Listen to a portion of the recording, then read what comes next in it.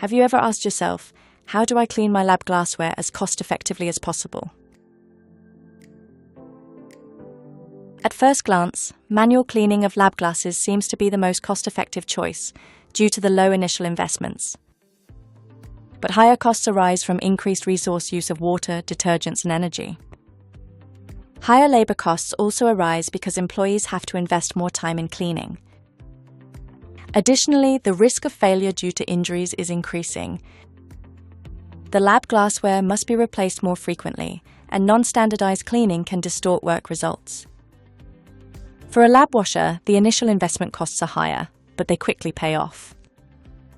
Of course, the payback period depends on individual usage, that is, how often it is flushed and what the cost structure looks like.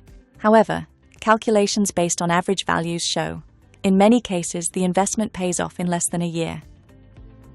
Automated laboratory glass cleaning. More efficiency, more safety, and long-term savings. Discover even more benefits on our website.